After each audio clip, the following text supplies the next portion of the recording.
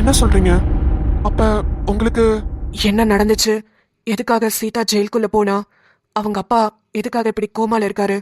எந்த உண்மையும் எனக்கு தெரியாது. எந்த உண்மையும் தெரியாதா? ஆமா ஆதி, சொன்னா நம்ப கூட மாட்டீங்க. அன்னைக்கு கடைசியா சீதாவை ஹாஸ்பிட்டல்ல இருந்து போலீஸ் ஜீப்ல ஏத்தி அரெஸ்ட் பண்ணிட்டு போனாங்க. ஹாஸ்பிட்டல்ல இருந்தது அவங்க அப்பா கோமா ஸ்டேஜ்ல இருந்தப்பதான். அவருக்கு ட்ரீட்மெண்ட் போயிட்டு இருந்தப்பதான் சீதாவை அரெஸ்ட் பண்ணாங்க. நான் விடுங்க விடுங்க என்னாச்சுன்னு எவ்வளவோ கெஞ்சி பார்த்துட்டேன். ஆனா சீதா, நான் போக வேண்டிய இடத்துக்கு தாமா கரெக்டா போறேன், நான் போயிட்டு வருவேனா என்னன்னு தெரியல, ஆனா அது வரைக்கும் அப்பாவை பத்திரமா பாத்துக்கோங்கன்னு சொல்லிட்டு கிளம்பி போயிட்டா. சரி, ஓகே. சீதாவை அரெஸ்ட் பண்ணப்போ உங்க ஹஸ்பண்ட் கோமா ஸ்டேஜ்ல தான் இருந்தாரா? ஆமா. உங்க ஹஸ்பண்ட் எப்படி கோமா ஸ்டேஜ்க்கு போனாரு? எனக்கு தெரியல, நான் வீட்ல இருந்தேன். சீதா ஹாஸ்பிட்டல்ல இருந்து ஃபோன் பண்ணா. போய் பாக்குறப்போ அவர் கோமா ஸ்டேஜ்ல தான் இருந்தாரு. அப்ப நீங்க சீதா கிட்ட என்னாச்சுன்னு கேட்கலையா? நான் கேட்கும்போது சீதா ஒரு 2 நிமிஷம் மௌனமாவே தான் இருந்தா. அப்புறம் போலீஸ் வந்து சீதாவை அரெஸ்ட் பண்ணிட்டு போயிட்டாங்க. அப்புறம் நான் யார்கிட்ட கேட்கறத சொல்லுங்க? இவரும் கோமா ஸ்டேஜ்க்கு போயிட்டாரு. அப்புறம் சீதாவும் அரெஸ்ட் பண்ணி ஜெயில வச்சுட்டாங்க. அதுக்கப்புறம் இங்க என்ன நடந்துச்சு, எதனால அவ ஜெயிலுக்கு போனா, எதுவுமே எனக்கு தெரியாது. நீங்க தான் சீதாவை வாரம் வாரம் போய் ஜெயில பாக்குறீங்களேமா, அப்ப கேட்டிருக்கலாமே. கேட்டேன்பா, அவ எதுவுமே சொல்லல. எதுவுமே சொல்லலனா நீங்களும் விட்டுட்டீங்களாமா? அவங்களோட வீக்னஸ் என்னன்னு கண்டுபிடிச்சு அதை பிளாக்மெயில் பண்ணி என்ன விஷயம் கேட்டிருக்கலாமே. சீதாவோட ஒரே வீக்னஸ் ராம் தான். எவ்வளவோ தேடியும் ராம கண்டுபிடிக்க முடியல. அதுக்கப்புறம் தான் அதே அபார்ட்மெண்ட்ல ராம் இருக்கிறதா எனக்கு தெரிய வந்தது. ஆனா அந்த சமயம் சீதா என்கிட்ட சத்தியம் வாங்கிட்டா. நான் இங்க இருக்கிற இடத்த நீங்க யார்கிட்டயும் சொல்லக்கூடாது, ராம் கிட்டையும் சொல்லக்கூடாதுன்னு சொல்லியிருந்தா. எனக்கு சீதாவும் ராமும் ஒருத்தருக்கு ஒருத்தர் விரும்புறாங்கன்னு தெரியும். ஆனா நான் ராம பார்த்ததே இல்ல. இந்த அபார்ட்மெண்ட்க்கு வந்ததுக்கு அப்புறம் தான் பார்த்தேன். ஐயோ, எனக்கு ஒண்ணுமே புரியல. இப்ப யாரை கொலை பண்ணிட்டு சீதா அங்க போயிருக்காங்க? கோமா ஸ்டேஜ்ல இருக்கிற என் வீட்டுக்கார் எந்திரிச்சாதான் என்ன நடந்துச்சுன்ற உண்மையை சொல்ல முடியும். ஓ, அந்த சம்பவம் நடக்கும்போது சீதாவும் சீதாவோட அப்பாவும் ஒரே இடத்துல தான் இருந்திருப்பாங்கன்னு நினைக்கிறீங்களா? ஆமா, அன்னைக்கு வெளியே போறப்போ என்கிட்ட சொல்லிட்டு தான் போனாங்க. 2 பேருமா தான் கிளம்பினாங்க. கார்த்திக், இம்மிடியேட்டா அவர் என்ன பண்ண முடியுமோ அது எல்லாமே பண்ணி அவரை சீக்கிரம் குணப்படுத்தணும். Please please help me. Sure Aadhi. ஆனா அதுக்கு முன்னாடி நான் சொன்ன பிளான் படி இவரை சீதா மகாலட்சுமி கிட்ட கூட்டிட்டு போகணும். அதுக்கான ஏற்பாடை நீங்க பண்ணணும். இம்மிடியேட்டா பண்றேன் கார்த்திக். அதுக்கு முன்னாடி ஒருத்தர் கிட்ட பேச வேண்டியது இருக்கு. நான் போய் பேசிட்டு வரேன். ஓகே ஆதித்யா.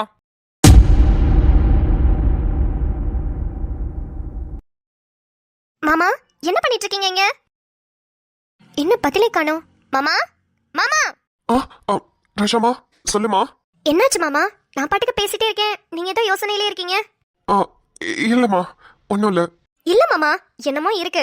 வந்து 2 நாளா நல்லா ஜாலியா இருந்தீங்க. அதுக்கப்புறம் உங்க முகத்துல அந்த ஒரு சந்தோஷமே இல்லாத மாதிரி இருக்கே மாமா. என்னாச்சு? ராஜா, வேண்டாம். இப்ப ரோஜா கிட்ட இந்த விஷயத்த சொல்லி ரோஜாவோட மனசை கஷ்டப்படுத்த வேண்டாம். அவ இப்ப கன்சீவா இருக்கா. குழந்தையும் அவ்வளவு சந்தோஷமா பாத்துக்கிறது உன்னோட கடமை. என்ன மாமா? அது ஒண்ணும் இல்லடாமா. நம்மளுக்கு என்ன குழந்தை பிறக்க போறாங்க, அவங்களை எப்படி இப்படிலாம் நம்ம பாத்துக்க போறோம், அதை பத்தி எல்லாம் யோசிச்சுட்டு இருந்தேன்னா அதான் அப்படியே மெய் மறந்து உட்காந்துட்டேன். இல்லையே, அப்படி ஒன்னும் தெரியலையே. அது மட்டுமா, உன்னை டெலிவரிக்கு எப்படி கூட்டிட்டு போறது, சி செக்ஷன் ஆகுமா நார்மல் டெலிவரியா, அதெல்லாம் யோசிச்சுட்டு இருந்தேன்னா அதான் கொஞ்ச நாளைக்கு உன்னை நல்லா டேக் கேர் பண்ணி பாத்துக்கணும்னு யோசிச்சுட்டு இருந்தேன். அதுக்கெல்லாம் நம்ம கார்த்திக்கும் கண்மணியும் இருக்காங்கல்ல மாமா. நிறைய டிப்ஸ் சொன்னாங்க. அடிக்கடி வாக்கிங் போகணும், நல்ல எக்ஸசைஸ்லாம் பண்ணணும், நல்லா ஹெல்த்தியா சாப்பிடணும்லாம் நிறைய சொன்னாங்க. அதில் அப்படியே ஃபாலோ பண்ணிக்கலாம். இதைத்தான் இவ்வளோ நேரமா யோசிச்சுட்டு இருந்தீங்களா? ஃப்ரீயா விடுங்க மாமா, பாத்துக்கலாம். ராஜாண்ணே, ரோஜு, நிம்மதி, இந்திரன் வாங்க.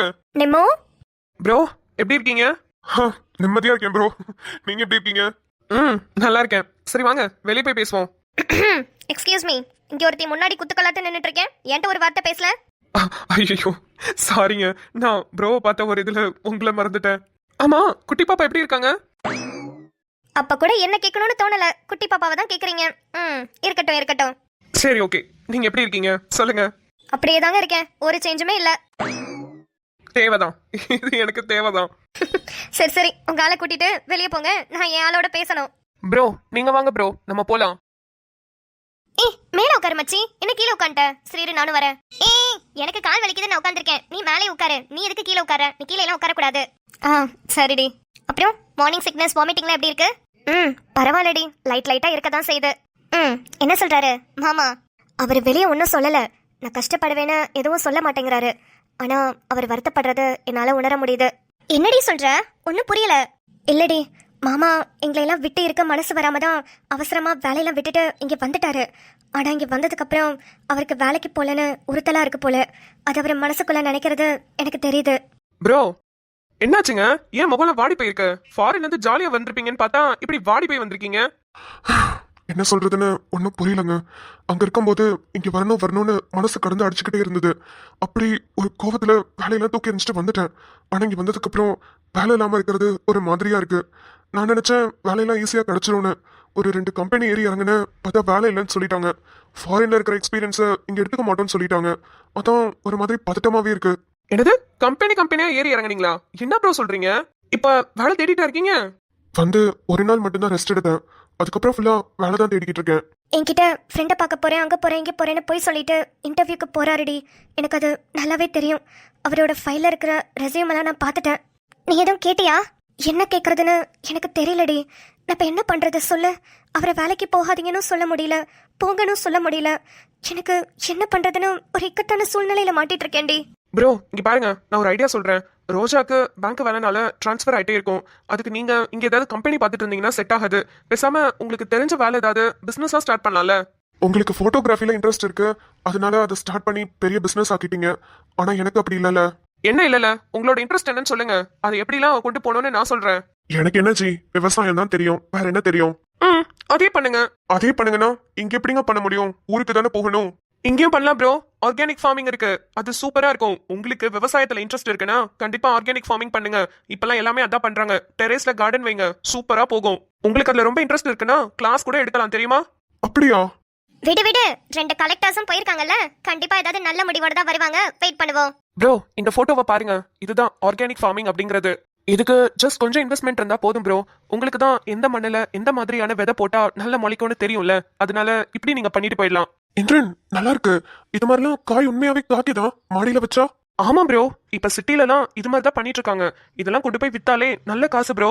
நீங்க வெளியே எங்கேயும் போக வேண்டாம், சும்மா அபார்ட்மெண்ட்ல கடைய போடுங்க, நானும் வரேன், 2 பேரும் சேர்ந்து வித்துடலாம். ப்ரோ இந்த பிசினஸ் செம்மையா இருக்கு. எனக்கு தெரியும் இந்த மண்ணை பத்தி, அப்புறம் இதுல எந்த மாதிரி விதை போட்டா எப்படி எப்படிலாம் செடி முளைக்கும், அந்த செடி எப்படி கட் பண்ணி அதை எப்படி அடுத்து வளர்த்துக்க வைக்கணும், எல்லாமே எனக்கு தெரியும். அவ்வளவுதான் ப்ரோ, ஒன்னும் இல்ல ப்ரோ. இதை மட்டும் நீங்க ப்ராப்பரா மெயின்டைன் பண்ணி பண்ணுங்க. வாரத்துல ஒரு 2 நாள் நம்ம வீடியோ எடுப்போம், அது ஒரு யூடியூப் சேனல்ல ஸ்டார்ட் பண்ணி போடுவோம். யூடியூப் சேனல்லையும் காசு வரும், சேம் டைம் உங்களுக்கு இதுலயும் காசு வரும் ப்ரோ. நீங்க வெளியே எங்கேயும் போய் வேலை தேடி அலையணும்னு அவசியமே இல்ல. இந்திரன் அப்பா, ரொம்ப குழப்பத்துல இருந்தேன். நல்ல வேலை, ஒரு சூப்பரான ஐடியா சொல்லியிருக்கீங்க. நான் இன்னைக்கு அதுக்கான வேலைகளை ஸ்டார்ட் பண்றேன். இதெல்லாம் ஊர்ல ஒரு காலத்துல அப்படி பண்ணிட்டு இருந்தேன் ப்ரோ. எனக்கு விவசாயம்னா ரொம்ப பிடிக்கும். ஆனா என்ன பண்றது, ஃபாரின்ல வேலை கிடைச்சிச்சு, அங்க போயிட்டேன். அங்க எனக்கு சுத்தமா பிடிக்கல. அப்புறம் கல்யாணம் இங்கே வந்ததுக்கு அப்புறம் எதுவுமே பண்ண முடியல. ஆனா இப்ப நீங்க சொல்ற ஐடியா படி கண்டிப்பா நான் சூப்பரா பண்றேன். இதை மட்டும் நீங்க பண்ணுங்க. ராஜாஸ் விவசாயம்னு ஒரு சேனல் ஆரம்பிச்சிருவோம். அதுல எல்லா வீடியோஸும் போஸ்ட் பண்ணோம்னா செம்மையா ஓடும் ப்ரோ. சரி ப்ரோ, நான் கண்டிப்பா சீக்கிரம் ஆரம்பிக்கிறேன். ஆமா, இந்த மெட்டீரியல்ஸ்லாம் எங்க கிடைக்கும்னு ஏதாவது உங்களுக்கு ஐடியா இருக்கா? இருக்கு ப்ரோ, எனக்கு தெரிஞ்சவங்க தான் இந்த கடை வச்சிருக்காங்க. வாங்க நம்ம போய் கையோட பேசிட்டு வருவோம். சரி ப்ரோ, போலாம். ஆதி தான் கால் பண்றான். ஆதி சொல்லு மச்சான். நிம்சு எங்க இருக்க? ரோஜா வீட்லடா. ஏன் எதுவும் வேலையா? இல்ல மச்சி, சும்மா ரோஜாவை பார்த்துட்டு போலாம் தான் வந்தேன். ஓகே, ஃப்ரீயா இருந்தனா நிலாவை கூட்டிட்டு கைலம்மா வீட்டுக்கு வா. ஏன்டா? என்ன ஏதுன்னு சொன்னதா வருவியா? மூடிட்டு வாடி. சரி வை வரேன். நிலா வீட்ல தான் இருக்காளா? ஆமா, எக்ஸாம் முடிச்சுட்டு வந்திருப்பா. சாப்பிட்டாலும் என்னன்னு கேட்டுட்டு அப்படியே கூட்டிட்டு வா. சாப்பிடலன்னா சாப்பிட வச்சு கூட்டிட்டு வா. என்ன எப்பா சாமி, உன் பொண்டாட்டி என்ன 2 வயசு பாப்பாவா? சாப்பிட கூட தெரியாம இருக்கிறதுக்கு பசிச்சா சாப்பிட போறா. என்னதான் அவளுக்கு 19 வயசு ஆனாலும் என்ன பொறுத்த வரைக்கும் அவ தாண்டி என் குழந்தை. எப்பா சாமி முடியலடா. எப்பா வைடா போன. நிலா சோறு தின்னாலா திங்கலையா அதை மட்டும் கேட்கணும். திங்கலனா திங்க வச்சு கூட்டிட்டு வரணும், அதானே? ஷோ, கொஞ்சமாவது டீசெண்டா பேசுறியாடி. சரி கூட்டிட்டு வா. ஆஹா, போதுமான அளவு டீசன்சி தெரிஞ்சு வச்சிருக்கோம். நீ மூட்டு வை. வந்து தொலைங்க 2 பேரும். என்னடி என்னாச்சு? லூசு பிடிச்ச வேண்டியவன் நிலாவை கூட்டிட்டு கைலம்மா வீட்டுக்கு வான்னு ஏன்னு கேட்டா, ஏன் எதுக்குன்னு கேட்டாதான் வருவியா, மூட்டு வாடின்றான். சரி சரி போயிட்டு வா, ஏதாவது எமர்ஜென்சியா இருக்க போது. சரிடி, சரி நான் கிளம்புறேன். உடம்பு பாத்துக்கோ ரோஜு, அடிக்கடி வீட்டுக்கு வா, கால் பண்ணேன்னு. சரிடி நான் பாத்துக்கிறேன், நீ போயிட்டு வா. அப்புறம் இந்திரன் வந்தானா சொல்லிடுடி, நான் கைலம்மா வீட்டுக்கு போயிருக்கேன்னு. அப்புறம் தேடிட்டு இருக்க போறான். தேட மாட்டான், இருந்தாலும் சொல்றேன். சொல்றேன்டி, நீ போயிட்டு வா. ஹலோ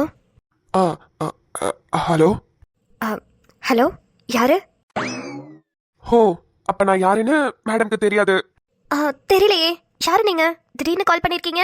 ஓஹோ, என்னோட நம்பர் தான் உங்களுக்கு தெரியாது, என்னோட வாய்ஸ் கூடவா உங்களுக்கு தெரியல? வாய்ஸை வச்சு உங்களை கண்டுபிடிக்கிறதுக்கு நீங்க என்ன ஏஆர் ரஹ்மானா இல்ல யுவன் சங்கர் ராஜாவா? குய்யால ரொம்ப டேமேஜ் பண்றாளே நம்மள. இருடி மொபைலு. ஹோ அப்படிங்களா? என்ன உங்களுக்கு தெரியலையா? அப்போ நான் தெரியாம வேற நம்பருக்கு கால் பண்ணிட்டேன்னு நினைக்கிறேன். ராங் நம்பருக்கு சாரி, நான் வைக்கிறேன். இருங்க வச்சிடாதீங்க. ஏங்க, அதான் எனக்கு தெரியலன்னு சொல்லிட்டீங்களே, அப்புறம் என்ன உங்கள்கிட்ட பேசுறது? அதுக்கு இல்லைங்க, திடீர்னு ஃபோன் பண்ணிட்டீங்களா, அதான் எனக்கு யாருன்னே தெரியல. ஏன் ஃபோன் நம்பர் வந்திருக்குமே, ட்ரூ காலர்ல செக் பண்ணிட்டு அப்புறமா அட்டென்ட் பண்ணிருக்கலாமே. ட்ரூ காலர்ல வந்துச்சே. என்னன்னு? ம் சூர்யா சாய்னு வந்துச்சு.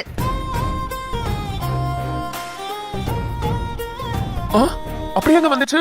சூர்யான்றது என் பேரு, சாயின்றது யாரு?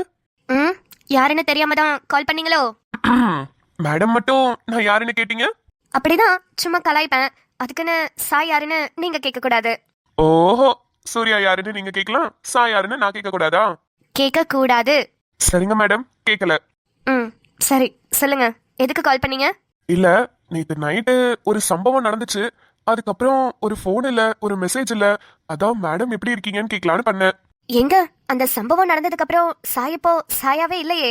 ஏன்? ஏன்னா உங்களுக்கு எப்படி இருக்கோ தெரியல, ஆனா எனக்கு ஒரு மாதிரி வித்தியாசமான ஃபீலிங்கா இருக்கு. ஃபர்ஸ்ட் டைம் ஒருத்தர்கிட்ட என் மனசை விட்டு பேசியிருக்கேன், அவர்கிட்ட எனக்கு பிடிச்சது பிடிக்காதது எல்லாம் சொல்லியிருக்கேன். அப்படிங்கிறப்போ கொஞ்சம் ஒரு மாதிரி தானே இருக்கும். எனக்கும் தான் ஒரு மாதிரியா இருக்கு. ஆனா நான் உனக்கு கால் பண்ணல. எனக்கு ஃபர்ஸ்ட் டைம்ன்றதுனால அப்படி இருக்கு, உங்களுக்கு ஏன் அப்படி இருக்கு? ஆமா, நீங்க மட்டும்தான் என்கிட்ட ஃபர்ஸ்ட் டைம் சொல்லிருக்கீங்க. நான் மட்டும் வருஷத்துக்கு ஒரு பொண்ணு கிட்ட சொல்லிட்டு இருக்கேன். போவியா? நானே ஒரு மாதிரி படபடன்னு உட்கார்ந்திருக்கேன். ம் நம்பிட்டேன். ஓய், ம் மீட் பண்ணலாமா? மீட் பண்ணலாமா? எதுக்கு? ஏய், ஒன்னும் தெரியாத பாப்பா மாதிரி பேசாத. மீட் பண்ணலாமா? ம் ஓனா, நல்லா தெளிவா சொல்லு. தெளிவா என்னத்த சொல்றது, அதான் நான் சொல்லிட்டேன்ல. தான் சொன்னீங்க. சொன்னா எனக்கு என்ன புரியும்? ம் மீட் பண்ணலான்னு அர்த்தம். எப்பா அத வாயை திறந்து ஓகேங்க மீட் பண்ணலாம்னு சொன்னா என்னவா? இந்த பொண்ணுங்களோட சைன் லாங்குவேஜ புரிஞ்சுக்கிறதுக்குள்ள போதும் ஆகுது. சரி, என்ன காஸ்டியூம்? ம் எப்போதும் ஜனனி கிட்ட கேப்பீங்கல, இப்பயும் அதையே பண்ணுங்க. ஏய், நான் ஜனனி கிட்ட தான் கேட்டு போட்டுட்டு வருவேன்னு உனக்கு எப்படி தெரியும்? ஆமா, இது பெரிய நாசா ராக்கெட் கண்டுபிடிப்பு. இது கூட கண்டுபிடிக்காம இருக்கிறதுக்கு மேக்ஸிமம் ஜனனி போன் என்கிட்ட தான் இருக்கும். நீங்க மெசேஜ் பண்ணும் போதெல்லாம் முக்காவாசி நேரம் அவ போன்ல இருந்து ரிப்ளை பண்றது நான் தான். அடி பாவி, எத்தனை வாட்டி தெரியுமா கலர்லாம் மாத்தி சொல்லியிருக்கேன்.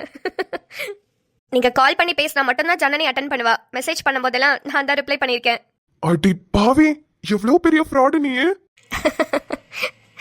வா மீட் பண்ணுவோம்ல, அவங்க வச்சுக்கிறேன் உன்ன. சரிதான். சரி, போனை வைக்கிறேன், மீட் பண்ணலாம். சரி, கிளம்பிட்டு கால் பண்ணு. பாய்.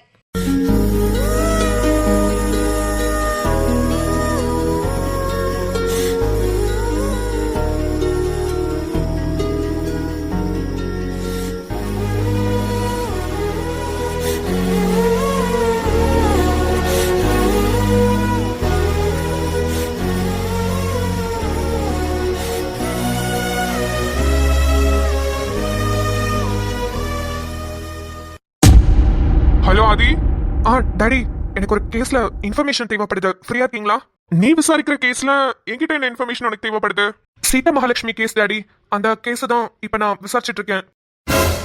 என்ன ஆதி, அந்த பொண்ணை கண்டுபிடிக்கிறதோட அந்த கேஸை நிறுத்திடுவேன்னு பார்த்தா இன்னமுமா அதை எடுத்துட்டு இருக்க? ஏன் டாடி, என்னாச்சு? அது ஒரு காம்ப்ளிகேட்டட் கேஸ்பா, எதுவுமே பண்ண முடியல. நாங்களும் எவ்வளவோ விசாரிச்சிட்டோம், ஆனா அதுக்கு பின்னாடி ஒரு பெரிய அரசியல் பலம் இருக்குன்னு மட்டும் தெரிஞ்சுக்கிட்டோம். எப்படியோ விசாரிச்சு கடைசியில அந்த பொண்ணு மேல தப்பே இல்லைன்னு ப்ரூவும் பண்ண முடியல. அந்த பொண்ணு ஒத்துக்குச்சே நான் தான் எல்லா தப்பும் பண்ணேன்னு. ஃபர்ஸ்ட் ஆஃப் ஆல், அந்த பொண்ணு என்ன டாடி தப்பு பண்ணாங்க? எதுக்கு அவங்க இப்ப ஜெயில இருக்காங்க அதை சொல்லுங்க. அந்த பொண்ணு ஒரு கொலை பண்ணதா சொல்றாங்க. யாரு? அந்த பொண்ணோட மாமாவையே அந்த பொண்ணு கொலை பண்ணிடுச்சு. மாமாவையா? இது என்ன புதுசா இருக்கு? எதனால கொலை பண்ணாங்கன்னு எதுவும் கண்டுபிடிச்சிங்களா?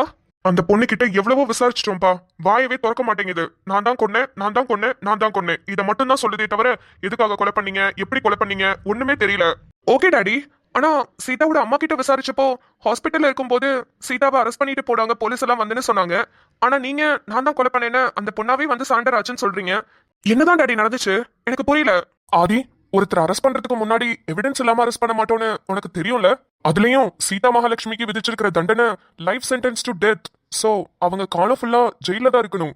அந்த தண்டனைக்கு எவிடன்ஸ் இல்லாம அரெஸ்ட் பண்ணுவோமா என்ன? புரியுது டாடி, அதுதான் என்ன எவிடன்ஸ்னு கேக்குறேன். சீதா அவங்க மாமாவை தான் கொலை பண்ணாங்க. அவங்க மாமாவோட வயிற்றுல இருந்து ஒரு கத்தியை எடுத்தோம். அந்த கத்தியில சீதாவோட ஹேண்ட் ஃபிங்கர் பிரிண்ட்ஸ் இருந்துச்சு. அப்புறம் சீதாவோட மோதிரமும் அங்க இருந்தது. அதை வச்சு விசாரிக்கும் போது சீதா ஒத்துக்கிட்டாங்க, ஆமா நான் தான் கொலை பண்ணேன்னு. ஏன் கொலை பண்ணாங்களா எதுவும் கேட்டீங்களா? விசாரிச்சோம், ஆனா எனக்கு அவர் சின்ன வயசுல இருந்து பிடிக்காது, அதனால கொலை பண்ணிட்டேன்னு மட்டும்தான் சொன்னாங்க. அதுவும் இல்லாம அந்த டைம் எங்களுக்கு சென்ட்ரல் எலெக்ஷன் வேற நடந்துட்டு இருந்தது. அந்த டியூட்டி இந்த டியூட்டின்னு போட்டு எங்களை டார்ச்சர் பண்ணிட்டாங்க. அக்யூஸ்டே நான் தான் கொலை பண்ணேன்னு ஒத்துக்கிட்டதுக்கு அப்புறம் நம்மளுக்கு வேற என்ன வேலை சொல்லு? அவங்கள அப்படியே ஜெயில போட்டுட்டு நாங்க வேற வேலையை பார்க்க ஆரம்பிச்சிட்டோம். இல்ல டாடி, ஃபர்ஸ்ட் சீதா எதுக்காக அவங்க மாமாவை கொலை பண்ணாங்கன்னு நம்ம தெரிஞ்சுக்கணும்ல. இந்த கொலை தற்காப்புக்காக கூட நடந்திருக்கலாம்ல. நம்ம சாய்க்காக சித்தி சித்தப்பாவை கொலை பண்ணாங்கல்ல, அது மாதிரி கூட இருந்திருக்கலாமே. இல்ல ஆதி, அப்படி இருக்கிறதுக்கு வாய்ப்பே இல்ல. நீ நினைக்கிற மாதிரி அவங்க மாமா சீதா கிட்டலாம் தப்பா நடந்துக்கல. எப்படி டாடி இவ்வளவு உறுதியா சொல்றீங்க? ஏன்னா அடுத்த இன்னொரு 2 மாசத்துல சீதாக்கும் அவங்க மாமாக்கும் கல்யாணம் ஃபிக்ஸ் பண்ணி வச்சிருந்தாங்க சீதா வீட்ல. வாட்? கல்யாணம் ஃபிக்ஸ் பண்ணி வச்சிருந்தாங்களா? ஆமா. அதனால சீதா கிட்ட அவங்க மாமா தப்பா நடந்திருக்கிறதுக்கு வாய்ப்பு இல்ல. ஐயோ டாடி, என்னால சுத்தமா முடியல. இந்த கேஸ் ரொம்ப காம்ப்ளிகேட்டடாவும் கன்ஃபியூஷனாவும் இருக்கு. ஒருத்தர்கிட்ட பேசும்போது வேற வேற இன்ஃபர்மேஷன் கிடைக்குது. இப்ப நான் எதை எடுத்துக்கிறது எதை விடுறது ஒண்ணுமே புரியல டாடி. ஆதி, இந்த கேஸ் ரொம்ப ரொம்ப காம்ப்ளிகேட்டடான கேஸ். ஆனா இதை ஒன்னால மட்டும்தான் முடிக்க முடியும். என்ன சொல்றீங்க? ஆமா ஆதி, நல்ல யோசி. யார் யார்கிட்ட எப்படி எப்படி விசாரிக்கணும்னு உனக்கு மட்டும்தான் தெரியும். இந்த கேஸ்ல சம்மந்தப்பட்டிருக்க அத்தனை பேரையும் தனித்தனியா விசாரி. சின்ன குழந்தையா இருந்தா கூட விட்டுறாத. சின்ன குழந்தையில இருந்து வயசானவங்க வரைக்கும் யார் யாரெல்லாம் இந்த கேஸ்ல இன்வால்வ் ஆயிருக்காங்களோ அவங்க எல்லாத்தையும் தனித்தனியா கூப்பிட்டு விசாரி. அப்போ உனக்கு ஒரு ஐடியா கிடைக்கும். ஆஸ் அ டிஎஸ்பியா நிறைய கேசஸ் பார்த்திருக்கேன். அதுல காம்ப்ளிகேட்டடா இருக்கக்கூடிய ஒன் ஆஃப் த கேஸ் இது. சோ இதை நீ கையில எடுத்திருக்க. மேபி இந்த கேஸை சக்சஸ்ஃபுல்லா முடிச்சினா உனக்கு அடுத்த ப்ரமோஷன் கிடைக்கிறதுக்கு கூட வாய்ப்பு இருக்கு. இந்த கேஸை நான் சீக்கிரம் முடிக்கிறேன் டாடி. ஆனா இது ப்ரமோஷனுக்காக இல்ல, என்னோட ஃப்ரெண்டையும் அவங்க லவ் பண்ற பொண்ணையும் சேர்த்து வைக்கிறதுக்காக. முடிக்கிறேன் டாடி, முடிக்கிறேன். ஓகே ஆதி, ஏதாவதுனா கால் பண்ணு. நிலாவை பத்திரமா பாத்துக்கோ. நான் அப்புறம் ஃபோன் பண்றேன். Bye. Bye daddy. Aditya Arunachalam, senior inspector of police யாருன்னு காட்ட வேண்டிய நேரம் வந்துருச்சு. இதுக்கப்புறம் ஒருத்தரையும் விடக்கூடாது. தனித்தனியா விசாரிச்சு யார் யார்கிட்ட என்னென்ன க்ளூ கிடைக்குதுன்றத எல்லாத்தையும் கோர்வையா கோத்து இந்த கேஸ்ல இருக்கிற மர்மத்தை கண்டுபிடிக்க வேண்டிய நேரம் வந்துருச்சு. கண்டுபிடிக்கிறேன்.